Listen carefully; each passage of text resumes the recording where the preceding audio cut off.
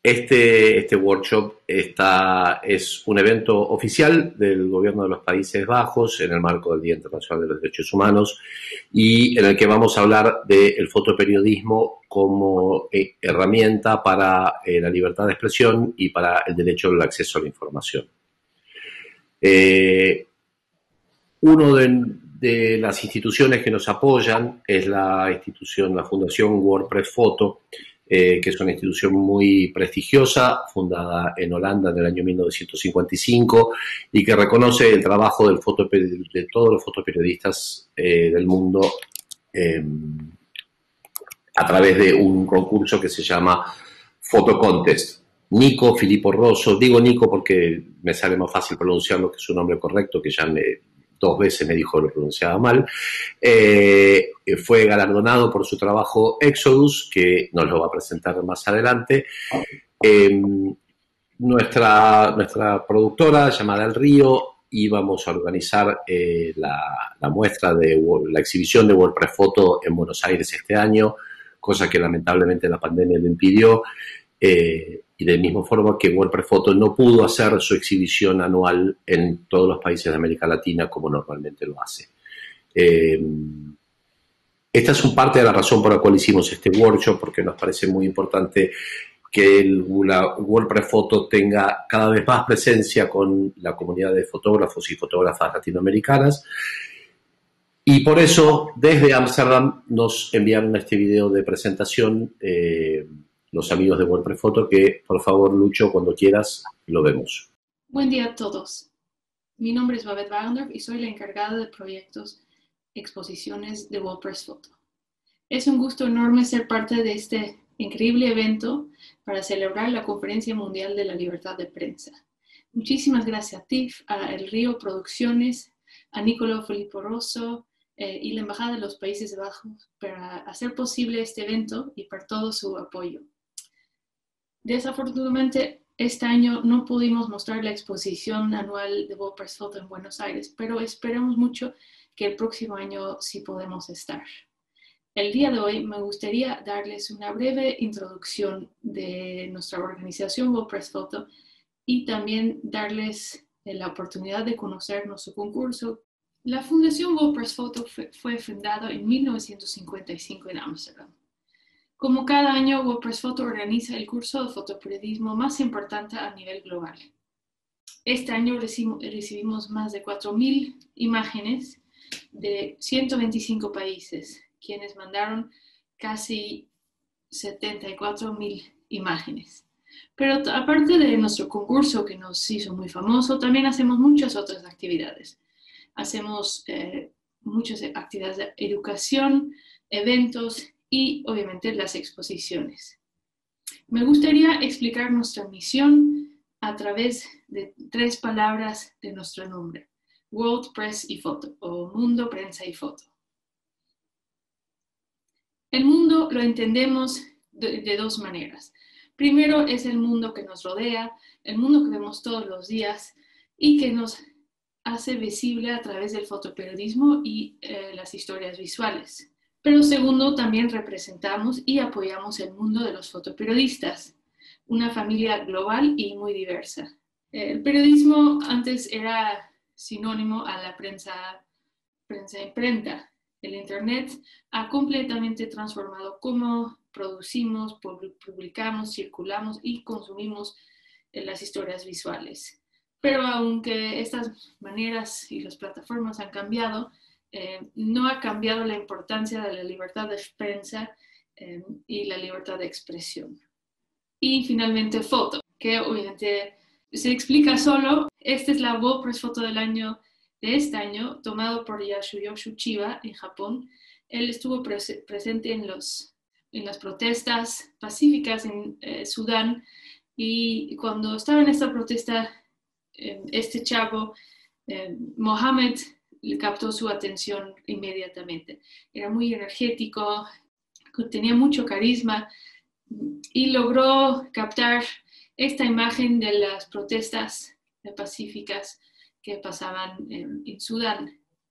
Para el jurado era muy importante mostrar esta imagen como la WordPress Photo del año, porque para ellos era un símbolo de el año 2019, que a veces también lo llaman el año de las protestas. Damos premios a la WordPress Photo Historia del Año, que este año fue ganado por Romain Laurendeau.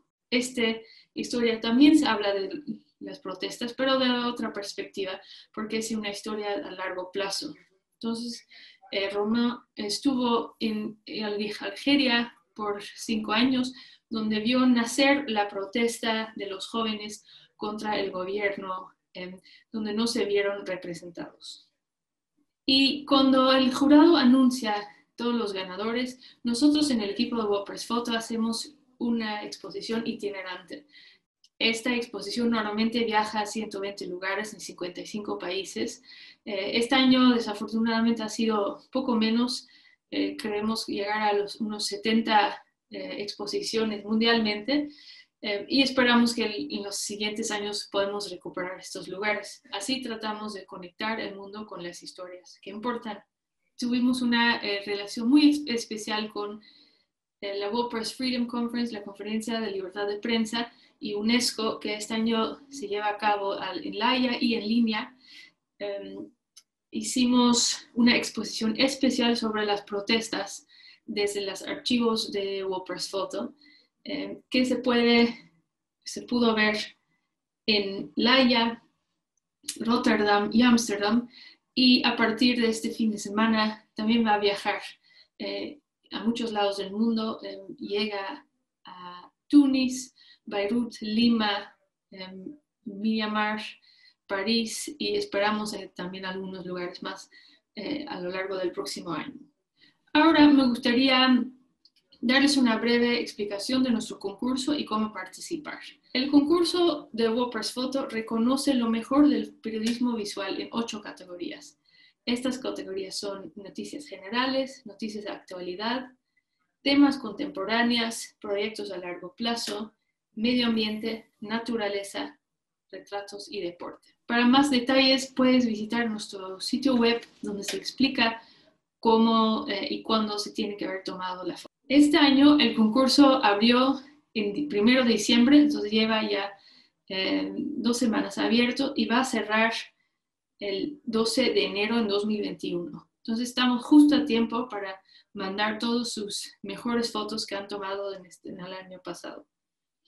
Para mandar su trabajo al concurso, necesitas usar nuestro programa online que se llama Pictar. No se puede mandar imágenes vía email o vía correo. El concurso es libre para entrar, es gratis, no cobramos ninguna entrada, entonces, porque lo queremos hacer lo más accesible para los fotoperiodistas en todo el mundo. Para poder entrar necesitas tener una prueba que eres fotoperiodista, que eres una profesional. Necesitas probar un documento que prueba ese estatus. Ese puede ser, por ejemplo, una carta de referencia o un documento que muestra que eres parte de una asociación de fotográfica, o una publicación, o una carta de prensa. Entendemos que en varios lados del mundo se hace diferente y cada vez más la gente es freelance, entonces podemos ser flexibles en cómo se muestra. Si tienes alguna pregunta, nos puedes mandar tu pregunta al correo que voy a dejar al final de esta presentación. Luego, ¿hay un límite de cuántas imágenes uno puede registrar? No, no hay un límite de imágenes. Puedes entrar con cuantas imágenes singulares y cuantas historias como quiera, pero sí les damos el tip de mandar una edición muy buena y mandar sus mejores imágenes para tener más chance. Los textos de las fotos tienen que ser en inglés y en nuestro website les explica cómo hacer los textos de manera correcta. Y las imágenes no tienen que ser publicadas antes de registrarlos al concurso. El jurado. El jurado especializado primero hace una selección de cada categoría. El jurado general después selecciona a los ganadores. Normalmente invitamos al jurado a Ámsterdam para que pasen varias semanas en nuestras oficinas viendo todas las 70 miles de fotos, pero este año vamos a hacer el concurso completamente en línea. Eso significa también que el jurado sería hecho por más tiempo. Serían 6 semanas de jurado. El jurado es independiente de World Press Photo, nosotros no tenemos nada que ver, y los criterios que usan para revisar las fotos son que tienen que tener valor noticioso, tienen que tener los estándares de periodistas, tiene que ser creativo, tiene que mostrar las habilidades visuales y también tiene que ser una muy buena edición. En esta foto puedes ver el jurado del año pasado que estuvo en nuestra oficina, pero cada año cambia el jurado y tratamos de que sea un grupo lo más diverso posible, editores, profesionales, fotógrafos, curadores, directores de museo, gente que tiene mucha experiencia en ver muchas fotos. Luego los premios. El jurado da premios en el primero, segundo, tercero lugar en todas las categorías. También seleccionan la World Press Photo del año y la World Press Photo Historia del año. Como habíamos visto anteriormente, la foto del año y la historia del año celebran los fotógrafos quienes lograron captar una imagen o una historia con creatividad visual que captura o representa un evento o tema de gran importancia periodísticos en este evento. En resumen, ¿por qué participarías en la World Press Photo? Pues yo le diría, ¿por qué no? Si no participas, tampoco puedes ganar. Y es muy importante que los fotógrafos de Latinoamérica vienen a contar sus historias y que nos muestran todo el talento que hay en esa región. El concurso es gratis, es muy fácil de registrarte. Puedes ser, si ganas, eres parte de una exposición que viaja a 120 lugares en el mundo, que es visto por más de 4 millones de personas mundialmente. También puedes ser parte de nuestro libro anual, donde están todos los ganadores. Hacemos un festival que es un evento para hacer networking y es muy común que los fotógrafos sean invitados a las inauguraciones y eventos que pasan en su país. Y así tienen un alcance global para contar las historias que importan. Ahora espero que tienen un muy, muy buen evento. Lamento que no puedo estar ahí en persona, pero les deseo mucho éxito a los 8 fotógrafos seleccionados para este evento, a todos los que nos están escuchando en toda Latinoamérica y afuera, y les agradezco muchísimo su atención.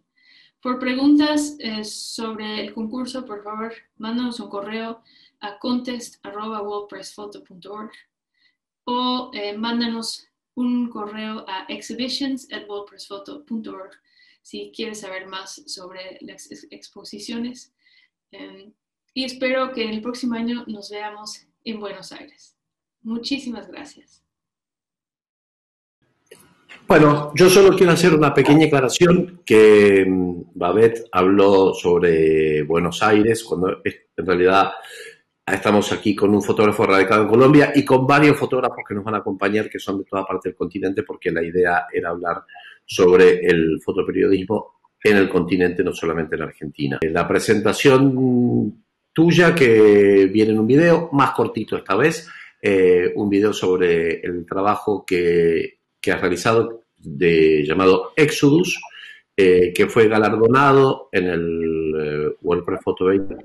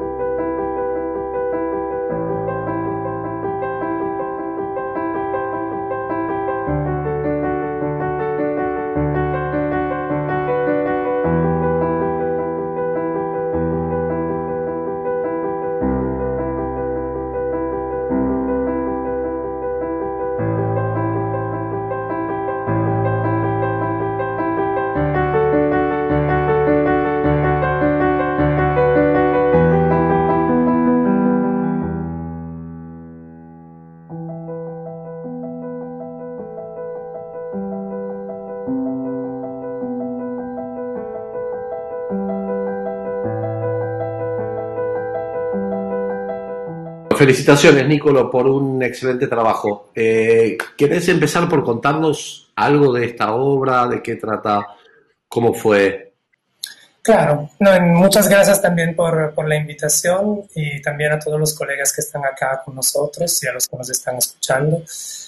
Este trabajo, bueno, evidentemente es una crónica de la migración venezolana en Colombia, que yo empecé a documentar hace 2 años, en 2018, y empecé trabajando esa historia en encargos para revistas, diarios, agencias, ONG, pero realmente este trabajo nace de una frustración personal porque durante los encargos yo tenía muy poco tiempo como para lograr intimidad con las personas y también para, para desarrollar una narrativa. Entonces, claro, cada vez durante cada encargo, pues uno logra como resolver la narrativa para una nota, pero no para abarcar el fenómeno en su totalidad. Entonces tomé la decisión de pasar mucho tiempo en algunas de las fronteras principales y también en la capital, en Bogotá, donde yo estaba viviendo. Entonces ahí poco a poco pude como también dar el tiempo a las cosas que sucedieron como para entenderlas bien, sin forzar mucho. Entonces pasé mucho tiempo en La Guajira, desde donde estoy conectado ahora, que es la segunda entrada más grande a Colombia, después obviamente en Cúcuta, y caminé a lo largo de algunas rutas migratorias, acompañando a los migrantes que se hacen llamar los caminantes, y son las personas que no tienen de pronto los recursos para llegar a las principales ciudades o otras fronteras en bus, entonces lo hacen caminando. Y ahí se enfrentan a las alturas de los Andes colombianos, que tienen otras temperaturas respecto a Venezuela, ¿no? Y entonces es como un desafío muy, muy fuerte para los migrantes. En charlas previas que habíamos tenido, tú hablabas mucho del fotoperiodismo moderno. ¿Cómo llegas tú a esta historia? ¿Cómo te conectas tú personalmente con esta historia? Los medios se concentran mucho en la crisis económica y en el fenómeno migratorio como una consecuencia de la crisis económica, pero muchas veces en escala geopolítica. Entonces, las historias de las personas, pues yo sentía que no eran casi una prioridad. Entonces, por ejemplo, el año pasado, cuando hubo el concierto, que fue como una autocelebración del gobierno de Guaidó y también de las ayudas internacionales en la frontera con Cúcuta, muchos medios mandaron hasta más de un fotógrafo o más periodistas, mientras que en otras situaciones que yo consideraba importante, pues no tenía como el soporte de los medios para documentarlas. Por ejemplo, acá en La Guajira hay asentamientos informales donde viven 12.000 familias y son varios, por ejemplo, hay unos de 12.000, otros de 3.000, 5.000, 6.000, son núcleos muy grandes y son los campamentos informales más grandes del país. Y ahí no alcancé como a lograr la atención de los medios. Lo estoy logrando ahora también porque, digamos, el WordPress Photo ha sido como una plataforma muy importante para difundir este trabajo. Entonces, también para mí, para imponerme con los editores. Pero es así que me acerqué, o sea, viendo que, pues en mi percepción estaba haciendo falta cubrir el tema más a fondo. Entonces ahí traté con los tiempos que son necesarios de hacerlo. Y todavía estoy en eso. ¿Cómo es el trabajo del fotoperiodista? ¿Existe la diferencia para ti entre un fotógrafo y un fotoperiodista? Pues yo realmente siempre me he considerado más un fotógrafo que un fotoperiodista. Pues la fotografía, digamos, es un instrumento muy democrático y cada uno, digamos, encuentra caminos diferentes como para explorarlo. El fotoperiodismo tiene como tarea describir una situación, documentar algo que está sucediendo. De pronto, el fotógrafo, en un sentido más general, se ocupa de una búsqueda estética también, ¿no? Hago un trabajo fotográfico que se convierte en un trabajo fotoperiodístico en el momento en que eso cuenta una historia. Le quiero dar la bienvenida al señor Bernd Scholz, que es el embajador adjunto de los Países Bajos en la Argentina. Este es un evento oficial del gobierno de los Países Bajos en conmemoración del Día del Día Internacional de los Derechos Humanos. Y el señor Scholz quería decir unas palabras respecto a la política de su gobierno en tanto de los derechos humanos, que luego yo, Nico, te quería consultar a ti. Pero escuchemos al señor Scholz, por favor. Sí. Hola, buenas tardes. Para mí es un gran honor estar acá y tener el honor de compartir unas informaciones sobre nuestra política y experiencias de derechos humanos. En los Países Bajos, los derechos humanos están protegidos por la legislación nacional y convenios internacionales. El capítulo 1 de nuestra Constitución ya habla de derechos humanos que se establecen como derechos fundamentales. El más conocido, que dice que todos de los Países Bajos deben ser tratados por igual en iguales circunstancias. Por aún así, derechos humanos a veces no pueden verse sometidos a presiones, como ustedes bien saben. El gobierno central juega un papel activo en la protección de los derechos humanos en los Países Bajos, monitoreando continuamente la necesidad de nuevas políticas, leyes o acciones concretas para protegerlos de una mejor manera dentro y fuera de los límites del país. Bueno, desarrollamos un plan de acción nacional de derechos humanos que establece las formas en que el gobierno cumple con su responsabilidad de protección y promoción. También propone objetivos y prioridades específicas, determinando el rol de los diferentes organismos y hasta también a nivel individual, es decir, las personas, para lograr garantizar el respeto. En nuestro país, por formar parte de la Unión Europea, las normas en cuanto a derechos humanos también se definen dentro de la Unión. Nuestro gobierno y el Parlamento han ayudado a definir estas normas, por lo que en la Unión Europea es una comunidad de valores compartidos, obviamente, y forman parte de una identidad europea en este sentido. Estar alerta para mantener la protección de los derechos y mejorarlos es necesario desde distintos puntos de vista.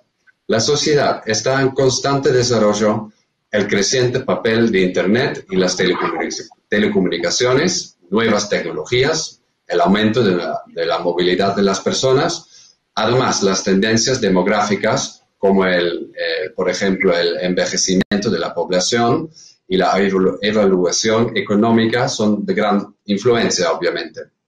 Hablamos de desastres naturales también, cambio climático, los reclamos de pueblos originarios, conflictos armados, asilos deterrados, ataques terroristas, ciberdelincuentes, etc. Las medidas para evitar la propagación de COVID-19 pusieron en mayor evidencia y profundizaron las desigualdades preexistentes en torno al acceso a derechos en todo el mundo. Esto nos presenta nuevos dilemas que exigen que la protección de los derechos humanos se enfrente a otros intereses públicos que puedan justificar alguna restricción o vulneración de estos derechos. Es responsabilidad de los gobiernos el buscar el equilibrio y balance entre estos intereses al formular nuevas políticas para este nuevo mundo y legislar. Pero como mencioné antes, eso no es solo un rol del gobierno. No, el garantizar que los derechos humanos sean llevados a la práctica, observados y aplicados, es importantísimo que las personas los conozcan bien. Por ello, es de gran relevancia el informar y educar sobre los derechos y sensibilizar sobre este tema. Eso es fundamental. Los activistas, las organizaciones sociales, los defensores y agentes oficiales en sus distintas instancias tienen un rol fundamental en este sentido. Y también las empresas corporativas son cada vez más conscientes, felizmente, de la importancia de la responsabilidad social empresarial. En lo que respecta a nosotros, como parte del Ministerio de Relaciones Exteriores del Gobierno de los Países Bajos, seguimos un rumbo muy marcado en nuestra labor de llevar estas políticas a otros lugares del mundo a través de nuestras embajadas, obviamente. Y por eso estoy muy contento de poder haber hablado acá y que disfruten de esta gran actividad. Muchas gracias. Muchas gracias a usted, embajador adjunto. Frente a todas las palabras que dijo el embajador, ¿qué sentías tú que era la herramienta del fotoperiodismo en contribución a los derechos humanos o a la libertad de expresión? Se me ocurre preguntarte también si existe censura. En frente al tema de los derechos humanos y del fotoperiodismo se entrelazan y el fotoperiodismo tiene ese anhelo también de llamar la atención sobre las violaciones de los derechos humanos. Por ejemplo, relacionado con la migración venezolana, dado que no hay una guerra, por ejemplo, en Venezuela, es muy difícil a veces reconocer el estatus de refugiados a los migrantes. Y eso obviamente tiene unas consecuencias porque cambia la atención internacional hacia la crisis migratoria. Eso es un trabajo que ahora está haciendo más contundentemente también el Alto Comisionado de las Naciones Unidas para los Refugiados. Están tratando que en Colombia sean considerados refugiados los migrantes venezolanos. Migrar es un derecho si las condiciones de vida son intolerables en tu país de origen. Y entonces es importante que se puedan considerar todos los migrantes venezolanos como refugiados. Frente al tema de la censura, pues yo personalmente nunca lo he vivido, pero existe, obviamente. Yo conozco personas que sí lo han vivido. Y recién una colega mía colombiana me escribió y me llamó y me contó que va a tener que salir del país porque ha recibido unas amenazas. Entonces, de pronto no ha sido censurado lo que ella escribió, pero han habido como consecuencias sobre la posibilidad que ella siga permaneciendo en el país. Perdón, quiero agradecer muchísimo la presencia del embajador adjunto Scholz y sobre todo agradecer al gobierno de los Países Bajos por contribuir a este evento y a promocionar la libertad de expresión y el derecho a la información en todo el mundo a través del fotoperiodismo. Muchísimas gracias, embajador. Gracias a ustedes y felicitaciones. Gracias. Hasta luego. Nico, me gustaría hacerte la última pregunta antes de invitar a nuestros 10 excelentísimos profesionales que tenemos esperándonos para entrar, pero quisiera hacerte una pregunta que creo que va a servir un poco de disparador para la charla que sigue. Muchas veces existe una especie de dicotomía entre la estética y el fotoperiodismo, como si por ser una fotografía de denuncia la estética no fuera importante. O si no importa la estética, cualquier foto es así. Me gustaría saber qué pensás vos y cómo trabajás vos esa estética o tu estética, si vos tenés una estética personal. En mi trabajo la estética es algo muy importante porque siento que es como necesaria para vehicular un mensaje. Cuando nosotros fotografiamos, sobre todo cuando se trata de situaciones muy dramáticas, lo que siento es mi tarea es de traducir lo que yo estoy viendo en un lenguaje que sea entendible con facilidad y de manera universal. Entonces, una atención a la luz, a la composición y es como necesaria y veo la estética como al servicio del mensaje. Obviamente, siempre el mensaje es como una prioridad, pero es muy importante que para que el mensaje se vehicule, la estética sea fuerte. Finalmente también yo estoy viendo así como creciendo, ¿no? En la forma en que observo y siento que finalmente buscar una visión y buscar una estética muchas veces se convierte en alcanzar un nivel de empatía y de respeto también con las personas que estamos fotografiando, o sea, con los protagonistas de nuestras historias. O sea, si nos esforzamos de ver realmente, también estamos tratando como de sentir más a fondo las sensaciones o las situaciones que las personas viven.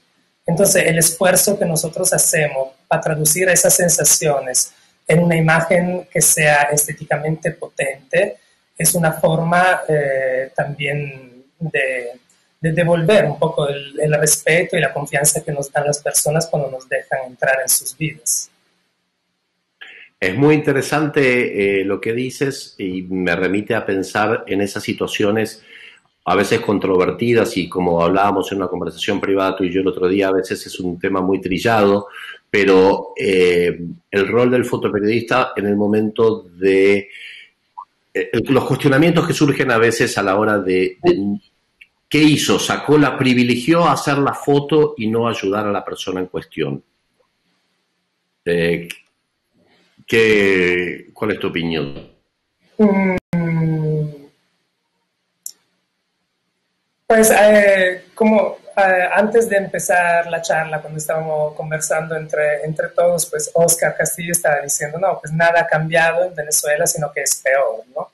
Y lo mismo está pasando con la migración venezolana. Las condiciones en los asentamientos acá en La Guajira son cada día más desesperadas. Y ahora hasta ha habido mucha lluvia en La Guajira, se han inundado los asentamientos. Y para mí es muy difícil seguir documentando estas situaciones porque yo no quiero hacer imágenes de miseria, ¿no? Pero yo necesito contar esas historias porque es un fenómeno en constante cambio, ¿no? La migración y es dinámico. Entonces siento que no puedo como dejar el trabajo a medias. Lo que tú dices, claro, pues es una pregunta que nosotros, todos los fotógrafos, nos hacemos, creo que constantemente.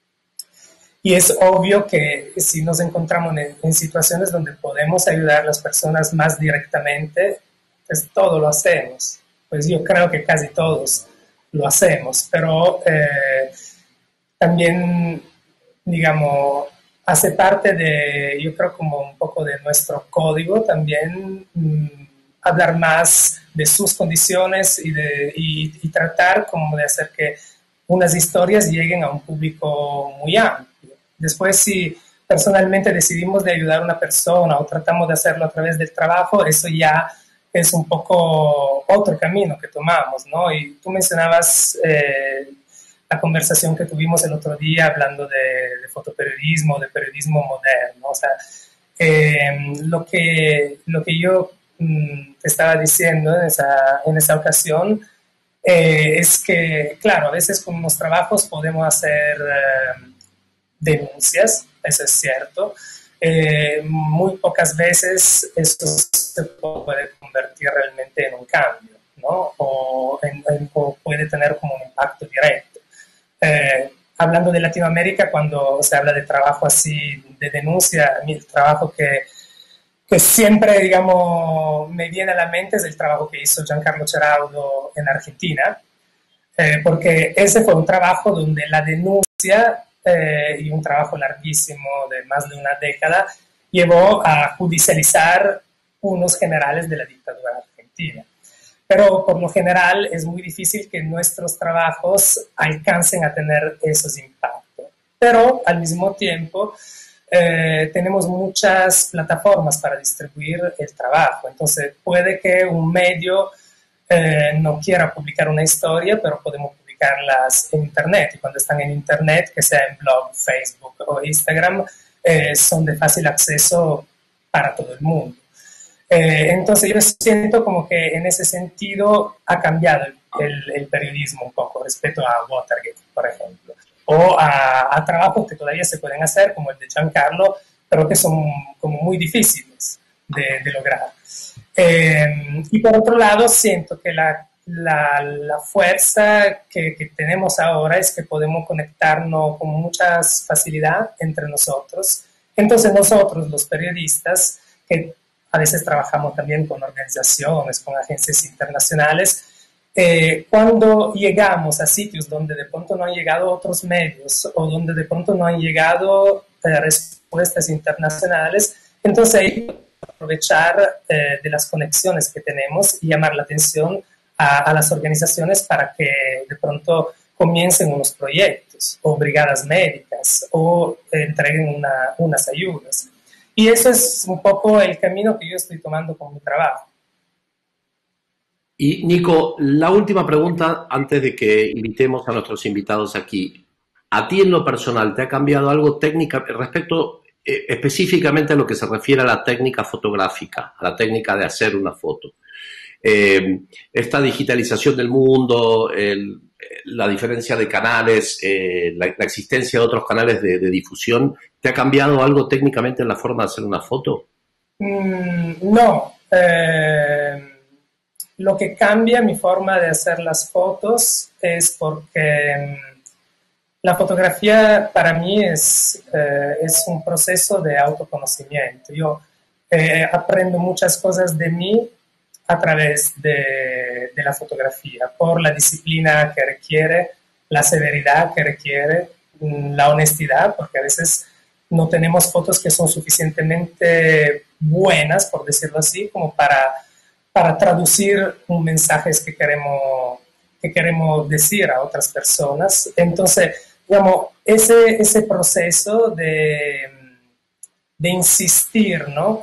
Conmigo mismo en ver más allá, en ver las cosas como son, en entender cómo me puedo relacionar de la mejor forma con las personas para que la fotografía sea un trabajo que hacemos juntos. Entonces, son todos esos procesos de reflexión que me hacen cambiar técnicamente cómo me muevo o cómo miro la luz o cómo hablo con las personas, y entonces finalmente hacen que también mi visión y el resultado fotográfico cambie según cómo yo crezco.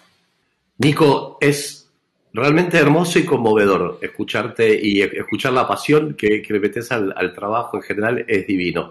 Si te parece bien, vamos a invitar a colegas tuyos de distintos lugares del continente que han tenido la súper buena onda de querer participar, de querer estar y de poder generar, espero, una charla súper amena.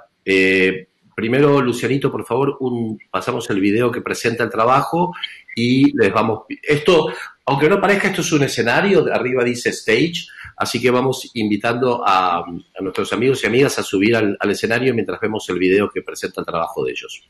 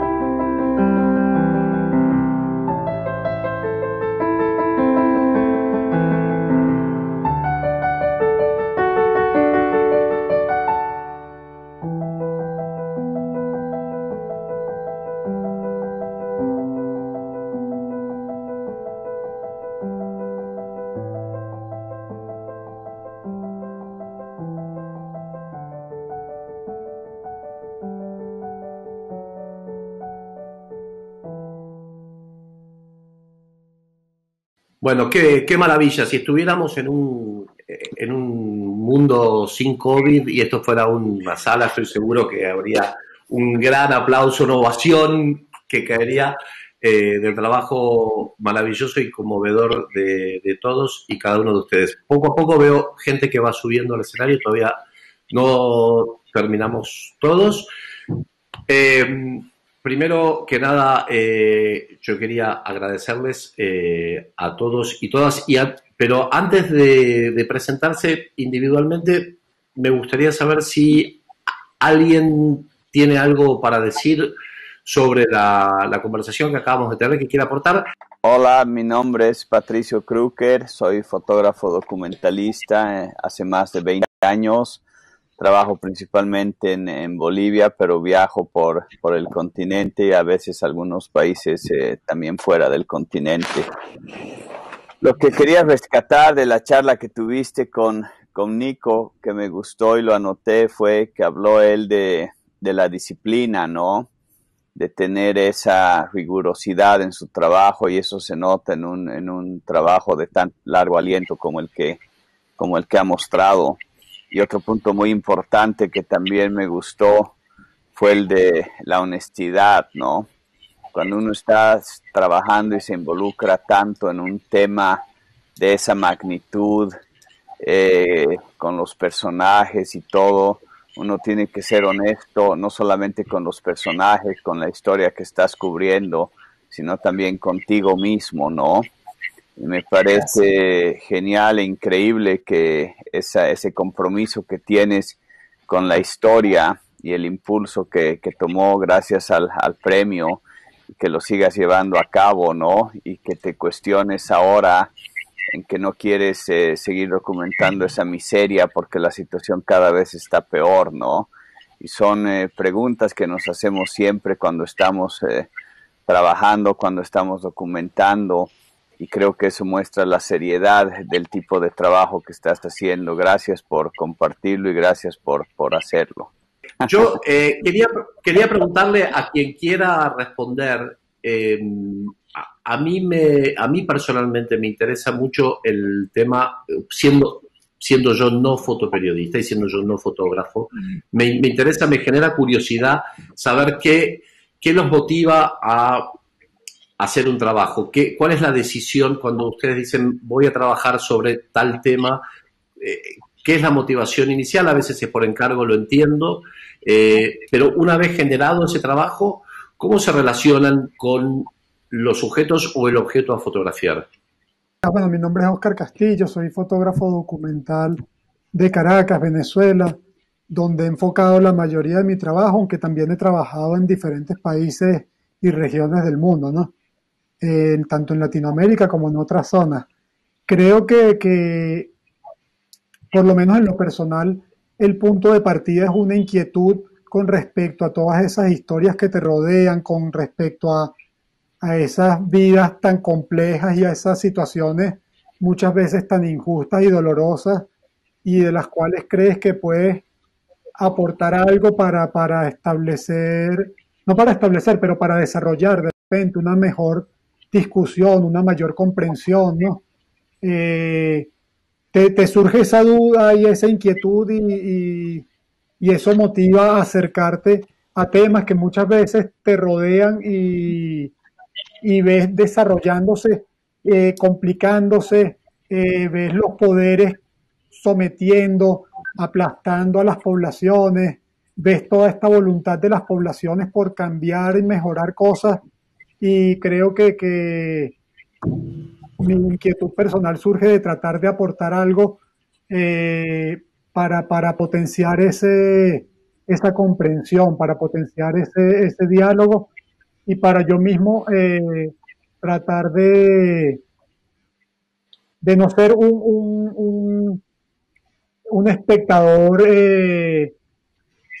inútil, un espectador pasivo, ¿no? Sino ser un participante útil de la conversación, ¿no? Sobre todo potenciar quizás el diálogo. Creo que esa es mi principal motivación, que que no permanezcamos en silencio, sino que todos tratemos de ser una pieza útil en un camino, primero hacia un debate, luego hacia una comprensión y ojalá hacia una mejora, ¿no? Tú eres venezolano, pero trabajas en Francia. Bueno, soy venezolano, he vivido mucho tiempo en Europa, en diferentes lugares de Europa, pero siempre he mantenido desde hace más de 10 años una atención y una dedicación continua a explorar todas estas facetas de la compleja crisis o del desarrollo de este proceso sociopolítico en Venezuela, tratando de darle como la mayor profundidad posible desde mi perspectiva, ¿no? Desde buscando esas múltiples capas de una situación súper compleja que he visto en esos altibajos en una década por lo menos. Porque les voy a decir una cosa que a mí como outsider me llama un poco la atención, que la mayoría de ustedes que están aquí trabajan en un lugar distinto al que viven. Trabajan en un lugar distinto al que nacieron. Y me pregunto si eso de alguna forma tiene que ver con la propia curiosidad, la esencia de la fotografía, de moverse, de viajar, de estar en distintos sitios. Perdón si la pregunta suena muy banal o muy superficial, pero me resulta llamativo. En realidad creo que, por ejemplo, en el caso de Oscar y yo, ambos somos de Venezuela, o sea, somos locales. Igual que Alejandro, que no ha podido entrar, pero somos 3 personas que somos nacidas en Caracas y que la mayor parte de nuestro trabajo es dentro de nuestro propio país, aunque sí, efectivamente, estamos en otras ciudades ahora viviendo. Pero bueno, nuestro trabajo sí se ha enfocado en nuestra propia realidad, en lo que nosotros hemos visto en las últimas décadas que ha ocurrido en nuestro país. De repente alguno de los que no es local puede más bien responder eso. Bueno, pues yo soy Joffre Guimard, soy nacido en Francia, pero vivo en México desde hace ya 15 años. O sea, llegué a 19 años, no creo, o sea, y todos los temas que puedo retratar son local, o sea, cerca de mí, como cerca de la casa, lo que veo alrededor de mí. Entonces, no sé si se ayuda mucho a la pregunta. Bueno, desde la Argentina y desde la cosa local argentina, como dije al principio, y siendo hoy el Día Internacional de los Derechos Humanos, hoy es un día bastante especial en términos de ampliación de derechos. Hoy se está debatiendo, volvió a debatirse en el Parlamento argentino la ley por el aborto libre, seguro y gratuito. Esperamos tener, antes de que se acabe el año, la sanción de la ley. Y tenemos una fotógrafa que armó un trabajo sobre eso. Vanessa, yo no sé si nos querés contar algo sobre ese trabajo en particular. ¿Qué tal? Buenas tardes. Mi nombre es Vanessa Schwembler, yo vivo en la Patagonia de la Argentina, trabajo para un medio local, Noticias de la Costa, y bueno, hoy sí, como está contando Tiff, estamos viviendo un día histórico, un día muy particular en lo que tiene que ver con la ampliación de los derechos de las mujeres, y bueno, estamos ahora estoy a cuadras del Congreso para ir y acompañar a todo este movimiento y a toda este trabajo que se viene haciendo durante décadas, hace muchísimos años, está en la búsqueda, ¿no?, de la legalización del aborto, porque acá el aborto es punible, o sea, tiene sanción penal. Bueno, y a la vez, no solamente el tema del aborto, en Argentina hay un gran movimiento feminista. Y con respecto a lo que nos interesa a nosotros, que son los medios de comunicación o el periodismo, también la perspectiva de género, ¿no? Contar todo desde un foco con perspectiva de género. Y hay mucho movimiento de fotógrafas muy interesantes, hay una tribu de fotógrafas y un acompañamiento a todos estos movimientos feministas. Y no sé qué más les puedo contar, hoy es un día muy emocionante, a las 2:30 de la mañana se espera el final de la votación y bueno, el dictamen de todo este desarrollo que que ya en el 2017 tuvo un debate muy interesante, pero que bueno, que no fue a favor de aquellos que apoyamos la legalización del aborto.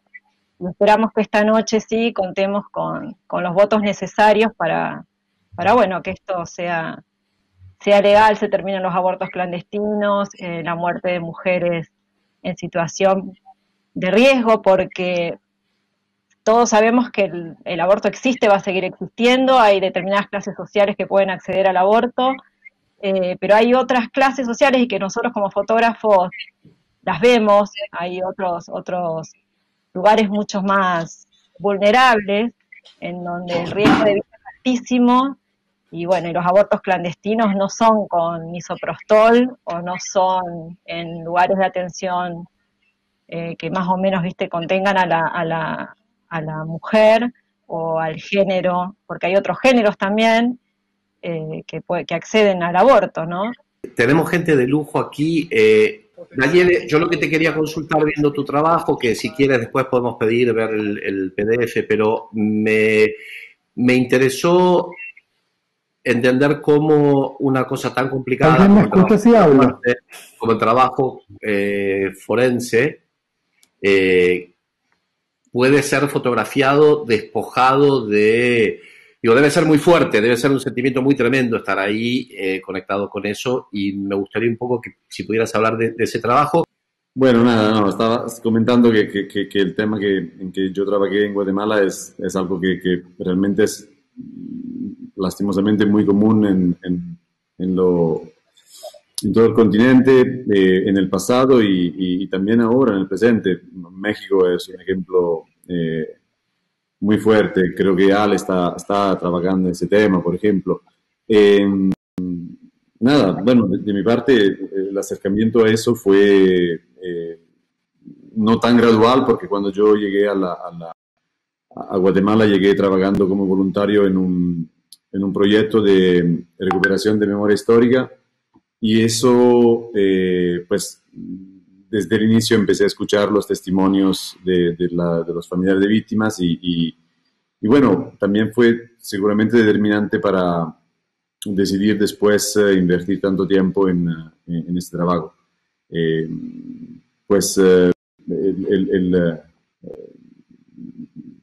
Todo el tema, digamos, de cómo absorbir esos dramas que de primera mano los demás vivieron, pues es algo que, bueno,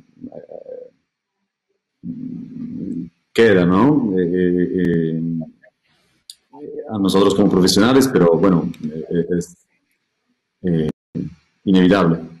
Sí, yo a eso quería agregar que siento que lo más importante en realidad es la honestidad que tú tengas con la gente que va a ver tu trabajo. O sea, una cosa es que tú manipules una imagen y le hagas creer que es otra cosa, eso pues ya es deshonesto, no entraría dentro del documentalismo o de una práctica ética en realidad.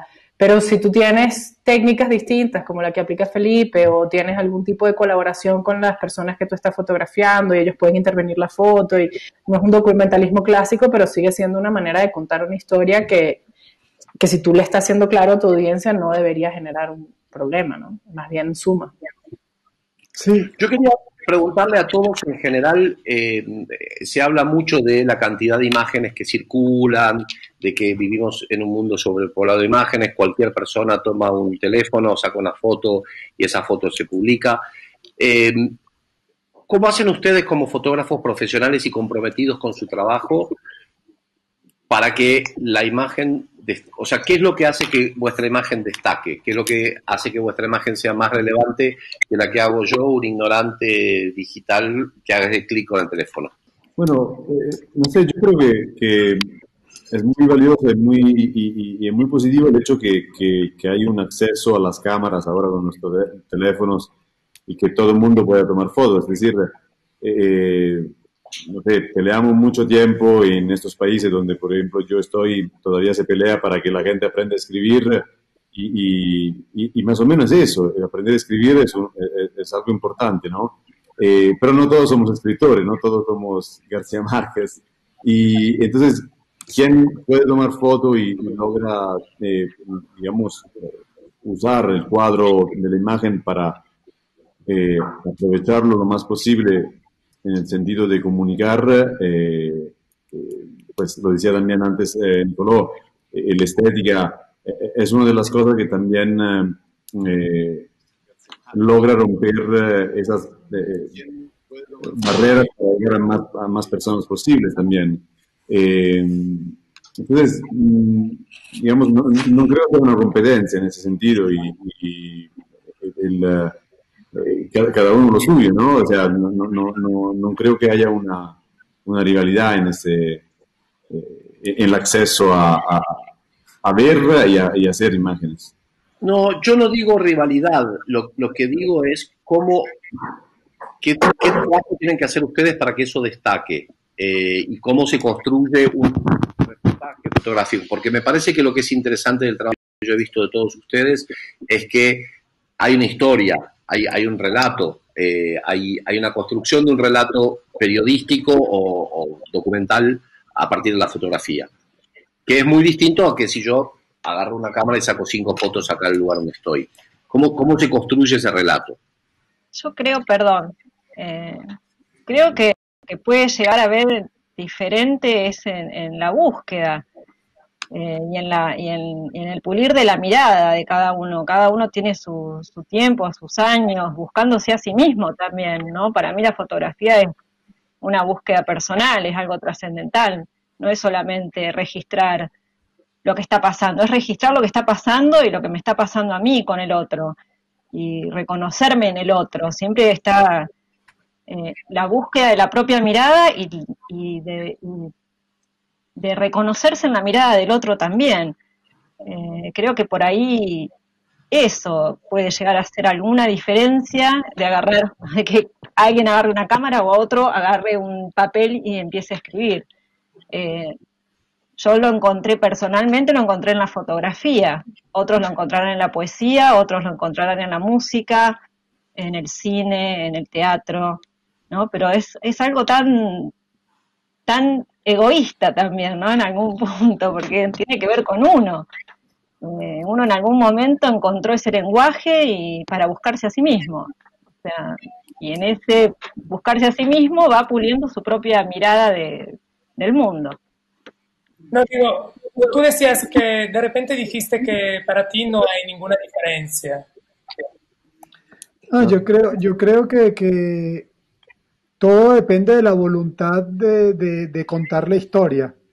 O sea, nosotras, porque le hemos ido dedicando, creo yo, con voluntad, adentrándonos en la historia, buscando múltiples capas, pero también son herramientas que durante mucho tiempo han estado a disposición de ciertos grupos, por decir, privilegiados, y se ha ido ampliando, ¿no? Y se han ido contando más cosas desde adentro, y eso nos ha permitido, o ha ido permitiendo que las historias tengan múltiples acercamientos, ¿no? Muchas más personas pueden contar su historia o su relación con ciertas historias, y yo creo que nosotros, de cierta manera, porque le hemos ido dedicando tiempo, hemos ido navegando estas historias, ¿no?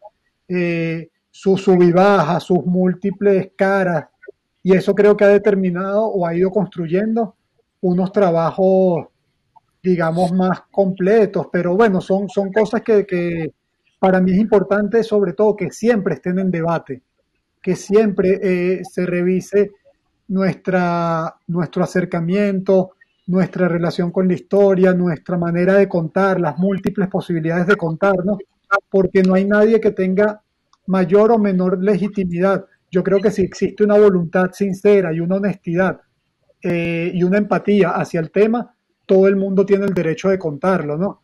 Luego, claro, las herramientas, la manera, el lenguaje, son cosas que se desarrollan y que van agarrando su propia fuerza. Pero creo que todos tenemos ese derecho, y obviamente las poblaciones que viven la historia desde adentro, creo que tienen mayor derecho, ¿no? Y está en nosotros compartir también herramientas, potenciar capacidades expresivas para no ser una visión única, sino una visión conjunta de las cosas, ¿no? Pero me gustaría cerrar presentando el trabajo de cada uno de ustedes. Si les parece bien, presentamos una selección de 4 fotos de cada una y cada quien de ustedes nos cuenta un mini resumen de este trabajo. ¿Les parece bien? Muy bien. Bueno, Tiff, la verdad, brevemente, un poco de lo que venía hablando de lo que hablé hace unos pocos minutos, que esta es una historia que para mí fue un poco diferente. Comenzó también como reportaje sobre la caminata, sobre el trayecto de los caminantes venezolanos, y que después fue regresar a mi estudio y trabajar esto sobre los billetes venezolanos, y que le dio un elemento adicional, que eso ya lo compartí. Entonces no tengo mucho más que compartir, y ojalá que haya gente que pueda ir para que se entere un poco de la situación. Gracias, muchas gracias, Felipe. Con Daniele Volpe. Pues nada, es el proyecto, bueno, un trabajo que ya llevo haciendo unos 7, 8 años, y acerca de la búsqueda y de reencuentro de los restos de las víctimas del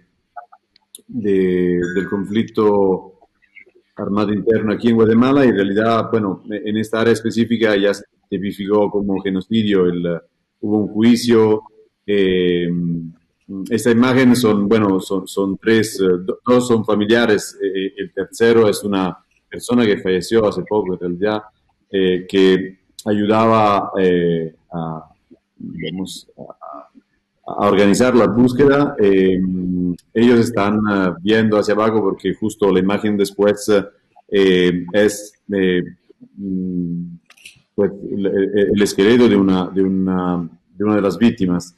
En Guatemala, bueno, solo para poner en contexto, hubo una guerra interna que tardó 36 años, del 1960 al 96, y adentro de ese espacio temporal, digamos, hubo, sobre todo a finales de los 70 y en los 80, hubo mucha represión de parte del Estado, y con el pretexto, bueno, mucha guerrilla estaba también en esas montañas, y con el pretexto de alcanzarla, en realidad tomaron como enemigos también a población civil,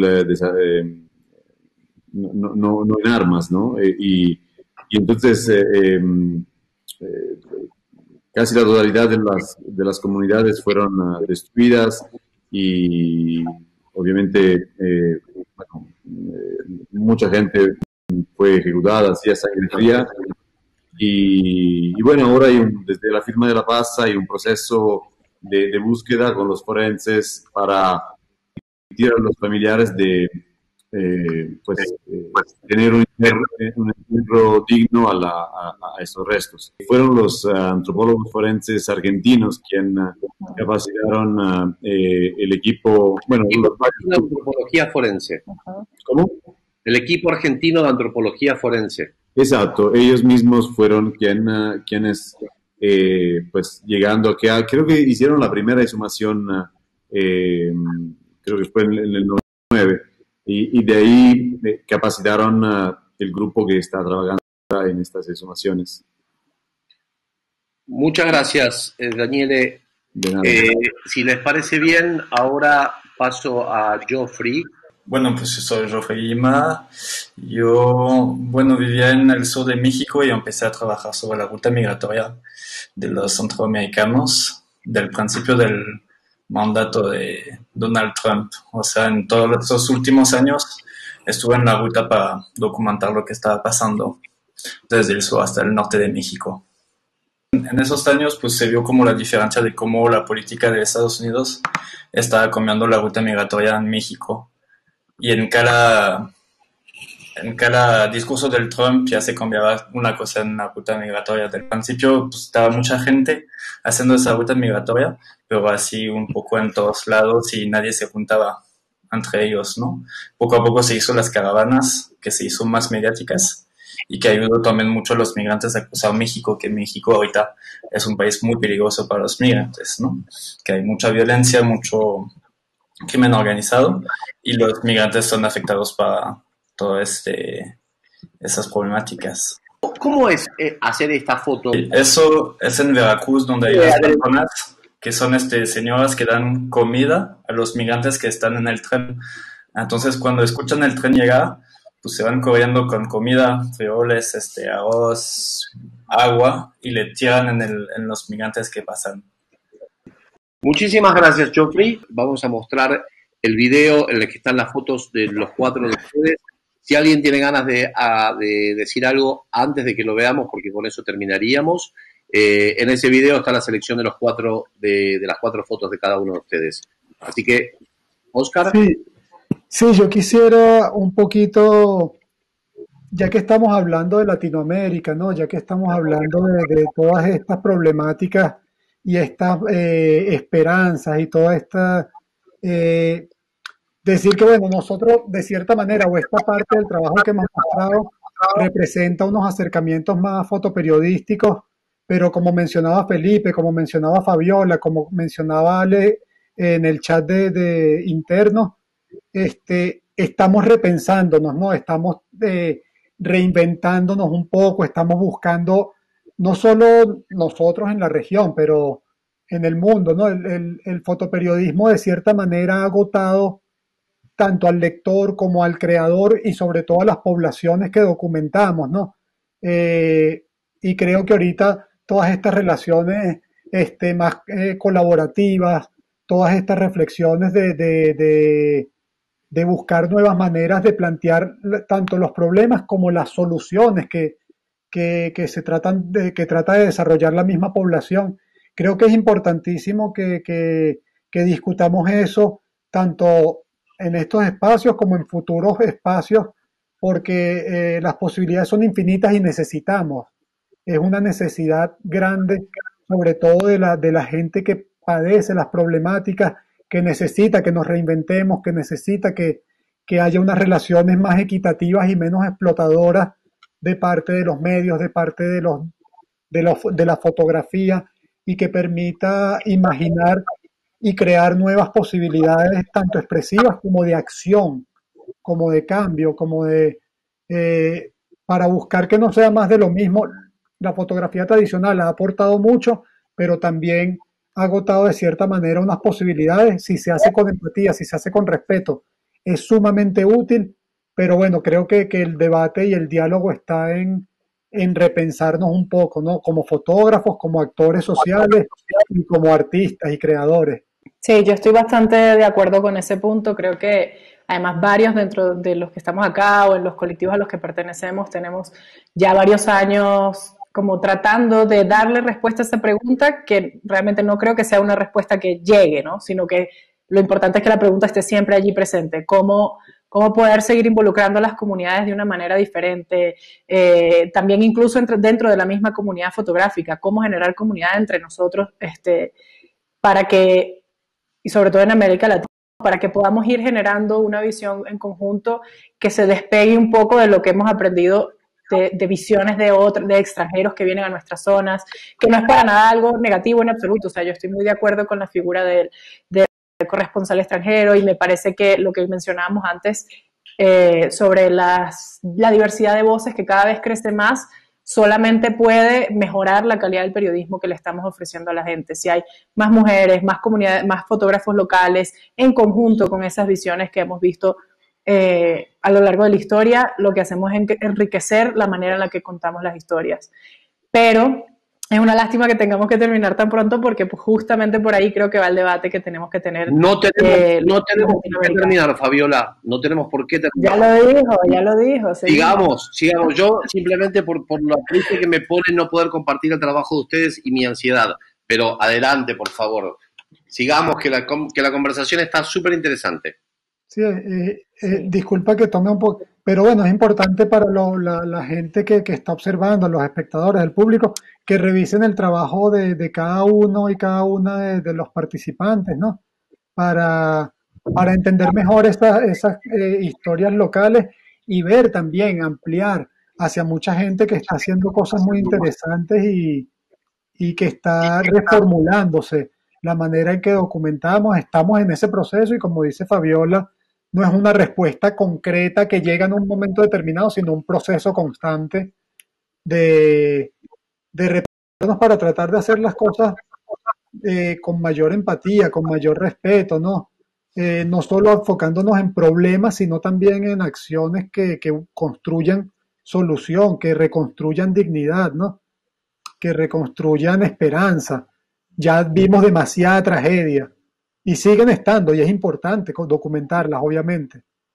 Pero, ¿qué pasito damos en conjunto más allá para que no todo sea solo el bang bang y la enfermedad y la corrupción y el dolor, sino también la reconstrucción de todas estas sensibilidades tan pisoteadas durante tanto tiempo por los poderes, por nosotros mismos, por los medios, por una revictimización constante de las personas, ¿no? Entonces, creo que podemos y tenemos el deber, una responsabilidad de aportar a esta reconstrucción de nuestras comunidades, ¿no? No, quería agregar algo a lo que estaba diciendo Oscar porque me parece muy interesante el hecho claro, que replanteemos muchas formas de contar historia y como decía Ale en el chat, pues la fotografía no solo es representación, sino también expresión personal. Pero al mismo tiempo, yo considero que la fotografía documental es una forma de protesta y si la gente sigue sufriendo, pues hay que seguir documentando porque es importante que se sigan como contando esas historias. Y en el sentido de que podemos como no repetir o no revictimizar, eso yo lo veo como en búsquedas estéticas que pueden ser como muy personales y cada uno puede tener la propia. Pero sí, yo lo que siento es que hay que repensar el impacto que puede tener la fotografía, porque ya el periodismo ha cambiado mucho. Lo que puede realmente llegar a un cambio, porque al mismo tiempo yo a veces pienso como que la denuncia es como puede convertirse en una afirmación del poder, porque tú haces una denuncia asumiendo que el poder pueda cambiar, y eso casi nunca pasa.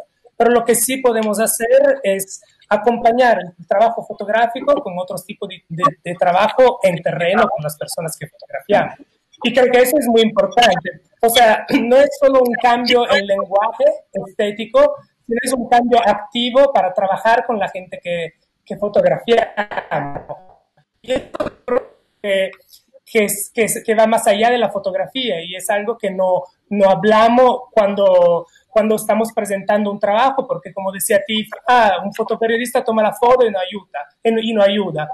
Bueno, de pronto ayuda, pero pues tampoco uno está ahí para decir lo bueno que está haciendo. Eso lo hacen las organizaciones muy bien, ¿no? Pero yo realmente siento que con mi trabajo, que yo empecé con un sentido de aventura, de viaje y un sentido de libertad que tenía, yo siento que eso, conociendo las dinámicas latinoamericanas, se ha convertido en una responsabilidad y después también en un sentido de misión, porque yo realmente experimento con mis trabajos que puedo generar unos cambios, aunque sean pequeños, con las personas que fotografío. Me parece que la pregunta relevante sigue siendo la misma, ¿no?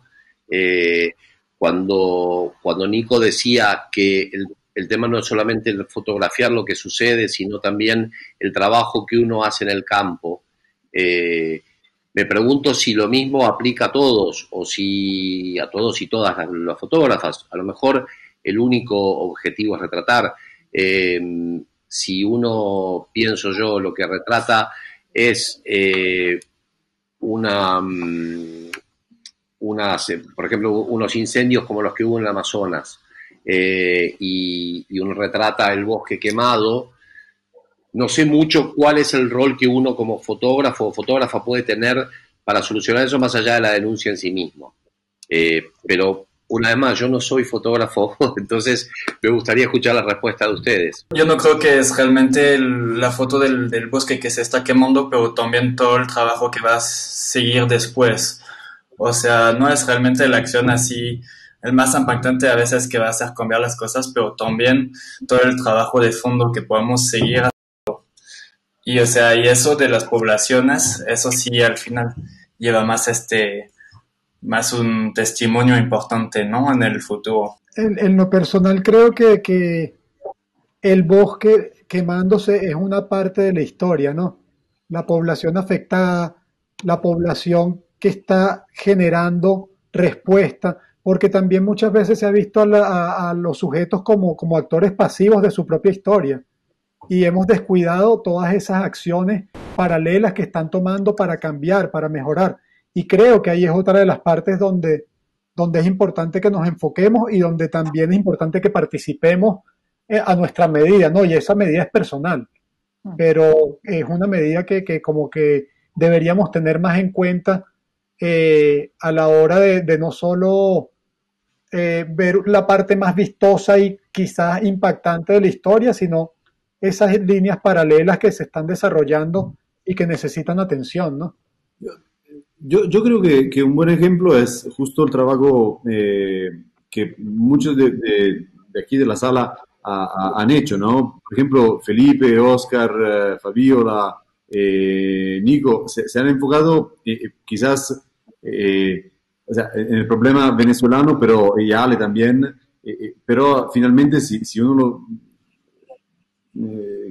lo mira con atención, obviamente son dinámicas estéticas, decisiones muy distintas, ¿no? Y eso, ya que Oscar lo mencionaba, es un tema complejo y esa complejidad la ayuda un poco a resolver estas miradas distintas que llegan también a un público distinto cada uno, ¿no? Creo que es un ejemplo muy, muy valioso. A mí me parece interesante lo que dijo Oscar cuando me dijo, bueno, está el bosque, pero también está la gente afectada, y me parece que ahí está la mirada de cada fotógrafo o cada fotógrafa de decidir frente a la situación X hacia dónde encuadro, ¿no?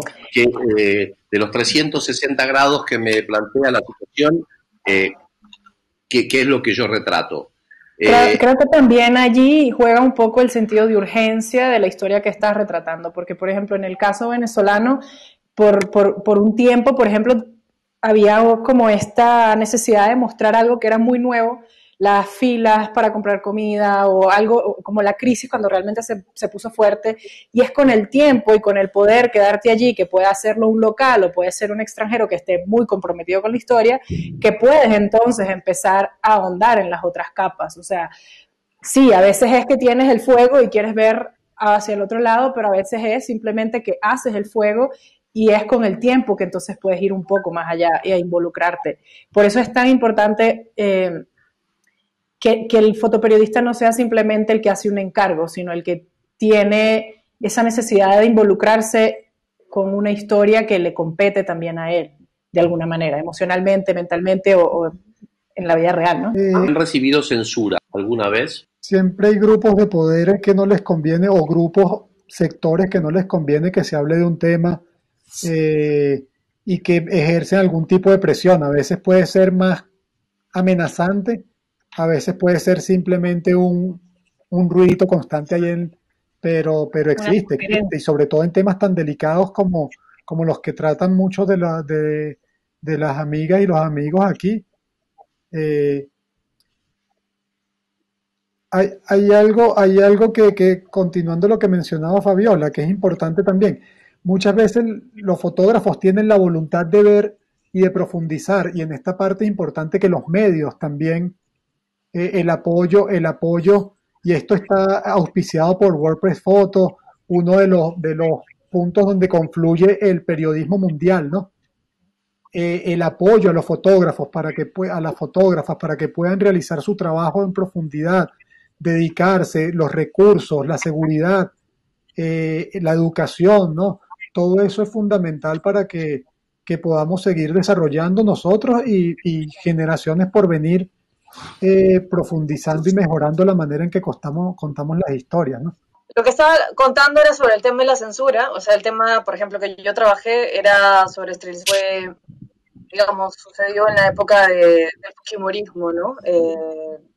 Cuando Alberto Fujimori era presidente entre el 96 y el 2001. Después de eso han pasado 20 años y ese tema no se ha tocado para nada, y es el primer reportaje fotográfico que se ha hecho sobre el tema, y que además, gracias a los reconocimientos, ha tenido mucho rebote, ¿no? Mediático. más a nivel como extranjero, ¿no? Que local, pero bueno, se han logrado como ciertas exposiciones, se logró una exposición en Piura, que es de donde yo vengo, pero ahí hay un fuerte, o sea, hay mucha gente que es humorista, ¿no? Entonces, sí, cuando empecé a gestar el espacio de exposición, sí, como recibí, me tildaron de terrorista, ¿no? Como, como queriendo sembrar miedo, finalmente es como, igual todo estaba amparado, digamos, por cosas que están posteadas y es un archivo digamos, es información pública, ¿no? Pero no pasó a más, igual, pero no tiene dentro de Perú como mucha acogida, ¿no? Se gestó también un espacio en el LUN, en Lugar de la Memoria, que es un museo grande aquí, que toca temas como que pasaron en el conflicto armado en los 90. Pero también, ¿no? Fue muy raro porque estábamos previsto durar dos meses y finalmente, bueno, entró pandemia y duró 2 semanas, ¿no? Y es la primera vez, la primera exposición fotográfica, ¿no? Que se hace con todo un archivo también. Liz, ¿nos quieres contar sobre tu trabajo con las cholitas? Me parecieron fascinantes a mí tus fotos. Sí, lo que contaba, ¿no? Más o menos 300.000 mujeres fueron esterilizadas en los 90 y más de 3.000 denuncian haber sido, o sea, esterilizadas sin su consentimiento, ¿no? El tema quedó sin tener cobertura mediática acá en Perú mucha gente, sobre todo en la capital, se cree que está bien que esterilizaran porque fueron sobre todo mujeres de las zonas rurales, indígenas, mujeres quechohablantes, ¿no? Que fueron como en distintas regiones, en Piura, la selva, la sierra también principalmente. Yo trabajé con las mujeres de la sierra, ¿no? El tema ahí también, además de violación de derechos humanos y sobre su cuerpo, también está el tema de no haberse respetado su cosmovisión, ¿no? Porque al ser campesinas, el tema de la fertilidad de la mujer y en la tierra es súper importante, ¿no? Entonces... Pero no, la verdad me gustó mucho la reflexión que hizo Oscar, de que esto de la importancia de que tenemos que contar más las historias desde adentro, involucrar más a las comunidades y crear también entre los fotógrafos una comunidad, ¿no? Y un poco haciendo una reflexión sobre lo que hablábamos antes de la democratización de los teléfonos con cámaras fotográficas. Creo que eso es muy importante. Pero yo también sigo creyendo que la difusión de nuestros trabajos sigue siendo una prioridad, ¿no? No basta con documentar, con sentirnos cómodos y trabajar en una historia por mucho tiempo si no tenemos los lugares para difundirla, ¿no? Entonces creo firmemente todavía en que la publicación de libros, fotolibros o libros de fotografía sigue siendo un tema muy importante, ¿no? Porque a la larga son los productos que más van a quedar, ¿no? Es tener esa referencia en papel, impresa, creo que es una responsabilidad que tenemos también como fotógrafos para las futuras generaciones, ¿no? De que el trabajo que estemos haciendo quede plasmado también en papel y no solamente en todas las plataformas digitales que tenemos hoy en día. Entonces yo creo que eso es importante. Desde un punto de vista menos profesional y, si querés, un poquito más emocional, ¿ustedes sienten que se ha vuelto más etéreo, más efímero el trabajo de ustedes? Lo pregunto a partir de lo que tú dices, Patricio, a partir de una foto que aparece en Instagram, que se ve durante 15 minutos y después desaparece y no la ve nunca nadie más. ¿Cómo, más allá de lo que tú dices de los libros, que me parece muy interesante, cómo es el trabajo que ustedes hacen para lograr que el trabajo perdure? Y se nos complica, creo yo, hoy en día con la masividad y la rapidez con que se piden las fotos y con que se publican y con que se va cambiando de tema. Más para los que por ahí iniciamos en la fotografía documental, que es una fotografía que lleva más tiempo, más elaboración, más compromiso. El laburo en los medios es inmediato, ya es ahora y nada, se complica. Yo creo también que tenemos que empezar a buscar otras alternativas, ¿no? Nos hemos dado cuenta que los medios tradicionales cada vez tienen menos presupuesto y están dándole un trato a la imagen que no corresponde en muchos casos, y eso pasa en todo el mundo, más aún en Latinoamérica, con la crisis, con los despidos que han habido con esto del virus.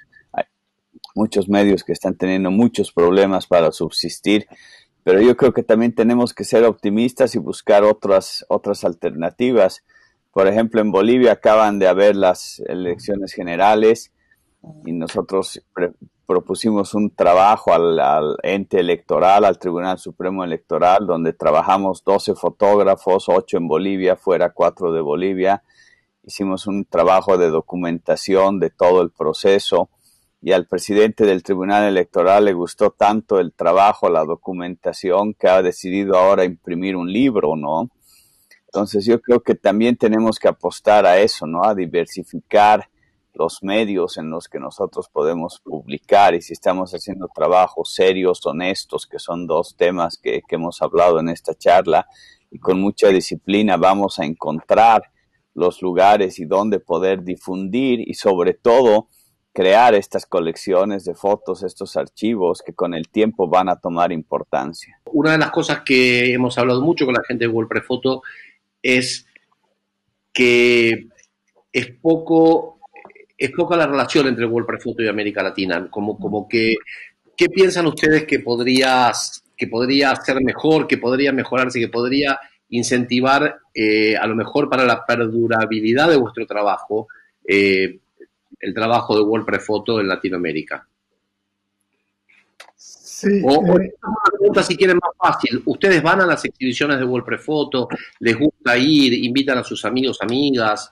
¿Es un hecho social para ustedes o es algo que pasa sin importancia? Yo en lo personal creo que es sumamente importante. O sea, obviamente es uno de los eventos referencia de la fotografía periodística y algunos sectores de la fotografía documental. Creo que es importante y están tomando ciertas cartas, ¿no? En ampliar el discurso. O sea, yo tengo en esto unos añitos y durante años podías ver una foto que ya no sabías de qué año era o de qué conflicto era, y era muy similar en discurso, en acercamiento, y eso hay que replanteárselo. No digo que sea completamente malo, son cosas que se van dando, pero que necesitan reflexión para ir tomando cartas en elaborar discursos como que más variados, con puntos de vista más comprometidos, y las iniciativas como el programa del 6x6 Global Talent del WordPress Photo, creo que van generando discusiones locales y luego uniéndolas Oscar, perdón, te voy a interrumpir un segundito porque puede haber mucha gente que no sabe lo que es el 6x6. Ya que lo mencionaste, ¿podrías explicarlo someramente? Sí, el WordPress Photo organiza anualmente por regiones un programa donde escogen a 6 talentos de la región, empiezan a impulsar el trabajo que realizan, a participar en actividades educativas, a promocionar ese trabajo y ese tipo de apoyo a los trabajos locales, a gente que tiene una comprensión de las temáticas, no digo que mejor ni peor, pero quizás más vividas, más cercanas, más enraizadas, ¿no? Ha generado unas miradas y una discusión importante a nivel local, regional y luego global. Y ese tipo de iniciativas son fundamentales o son muy importantes para el desarrollo de una fotografía más diversa, más amplia y menos, digamos, centrada en unas visiones desde puntos de poder o puntos más hegemónicos, ¿no? Me gustaría hacer la última pregunta, ahora sí, la última pregunta en serio para que dispare una conversación y con esto nos vamos. Hay estilos dentro de la fotografía periodística, los ignorantes como yo, los analfabetos fotográficos como yo, podríamos llegar a pensar que la fotografía documental es todo similar y no hay un estilo personal en cada fotógrafo. ¿Cómo arma cada fotógrafo? ¿Cómo se define un estilo personal a la hora de documentar algo periodístico o documental? Yo creo que sí que hay diferencias en los estilos, sin duda. O sea, tú ves fotos que puedes reconocer de quiénes son. Bueno, no sé, tal vez nosotros entre nosotros lo podemos reconocer. Y a eso sí me gustaría como comparar un poco las respuestas, porque aquí hay gente que tiene como muchos más años en la fotografía y cómo ha evolucionado su visión con los años. Yo todavía me considero bastante novata o, bueno, bastante aprendiz. Y sí que me encuentro como en ese proceso en el que empiezas como imitando mucho a la visión que te muestran en las escuelas o en lo que ves en la prensa. Y es después de que tú logras como digerir todo eso que empiezas a generar que vaya más desde tu propia creación. Por ejemplo, yo puedo reconocer una foto de Segarra porque ya me conozco como el acercamiento que tiene con la gente o el tipo de revelado que usa o la narrativa que usa ya cuando hace un ensayo completo, ese tipo de cosas. Uno las empieza a ver también, como cómo usa el tratamiento del color, el tratamiento de los contrastes, ese tipo de cosas. Y luego también a nivel discursivo también puedes empezar a identificar ciertos rasgos que se repiten en los trabajos de las personas. Yo tengo un rasgo en mi trabajo personal que tiende a ir mucho hacia estados emocionales o a estados mentales más que a los hechos. Entonces trato de generar como una atmósfera en vez de documentar un hecho en sí. Pero bueno, eso es algo discursivo, no sé si es tan obvio al ojo de la gente. Pero por eso quiero como escuchar a los compañeros que tienen más experiencia, porque desde el punto de vista de una persona que está apenas en ese proceso de ir consiguiendo su voz, también me interesa cómo fue el proceso de los otros desde que empezaron a fotografiar hasta ahora y cómo ha cambiado con los años. Mi formación fueron los libros de fotografía que sigo comprando posesivamente, y eso obviamente ha condicionado mi manera de fotografiar. Yo no sé, fue creo bastante instintivo ese proceso. En el proyecto por ejemplo, que enseñaste antes, me di cuenta, ya siendo un trabajo muy largo, que inicialmente yo tenía unos, ¿sabes? Simplistamente individuar hechos o lugares o como emblemas de que en este caso lograban representar en el presente algunos hechos que pasaron 30 años antes o 40. Después empecé a digerir, uso la expresión que Fabiola usó, ese lenguaje y también después traté de buscar otra expresión para decir lo mismo. Y en ese caso, después en la edición, en escoger las imágenes y ponerlas juntos, tuve más opciones también para, digamos, describir esa situación, las situaciones que yo he vivido como fotógrafo. Yo no tuve la suerte de hacer ninguna escuela formal en ese sentido y entonces no es que tuve el maestro que me enseñó que esto es correcto y esto es equivocado. Lo hice más empíricamente y bueno, esos espacios también, ¿no? Nicolò, nos conocimos en un festival ni en Italia ni en América Latina, pero digamos, ¿sabes? El conocer a los fotógrafos y que se vuelvan amigos y podemos intercambiar opiniones también acerca de nuestra fotografía y de la fotografía que estamos mirando, es muy enriquecedor y creo que nos condiciona como autores. También es un proceso de los trabajos a largo plazo, ¿no? Donde uno empieza, digamos, buscando hechos y haciendo una descripción y después unas imágenes que de pronto en un primer momento te parecen importantes porque tú necesitas describir esas cosas que están pasando.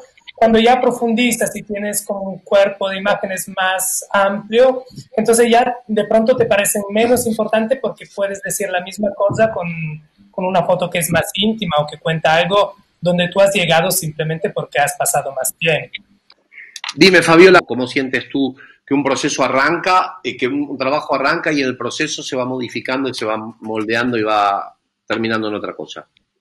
Bueno, creo que es bastante personal. Supongo que cada quien tendrá como sus procesos distintos cuando está en un proyecto específico.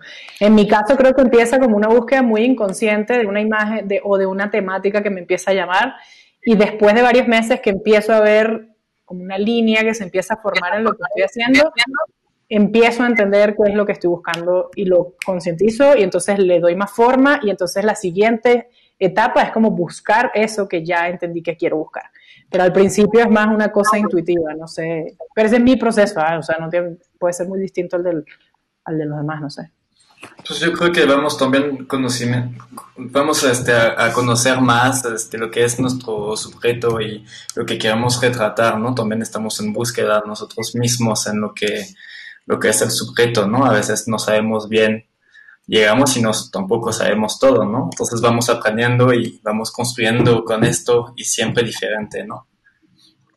Y el proyecto empieza a crecer así, hasta que se acaba, un día cuando lo logramos acabar. A mí me pasó que al inicio todo estaba como, cuando inicié en el fotoperiodismo estaba ligado mucho a la acción, ¿no? A registrar a un hecho en sí, y luego dije, bueno, y si nada está pasando, voy a dejar de hacer fotos. Y a partir de ahí también, como no había un hecho en sí, eso es lo que ha hecho que evolucione también mi lenguaje, ¿no? A replantearme, bueno, cómo puedo contar esta historia que sucedió hace 20 años, ¿no?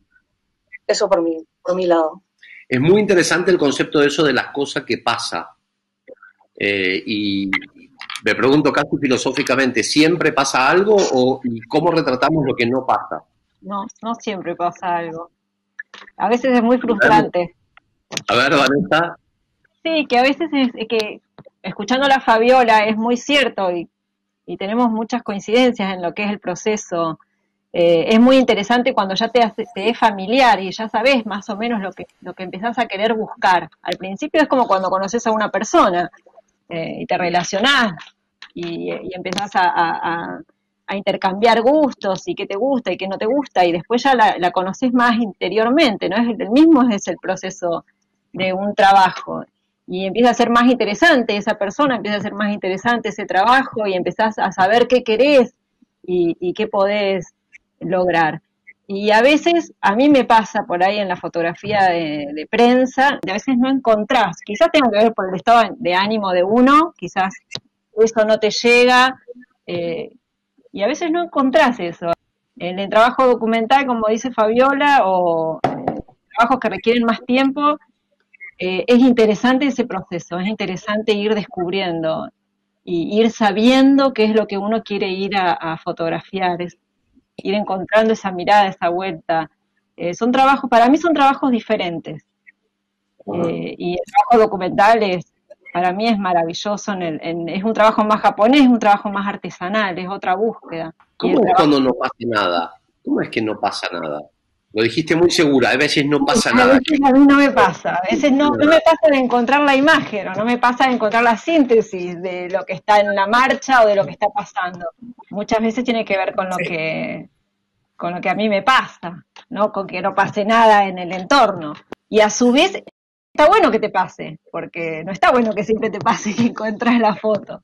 Está bueno que no te pase, y está bueno, viste, esa batalla interna que te genera el laburo. Gracias a todos, a todas. Abrazo a todos. Chao.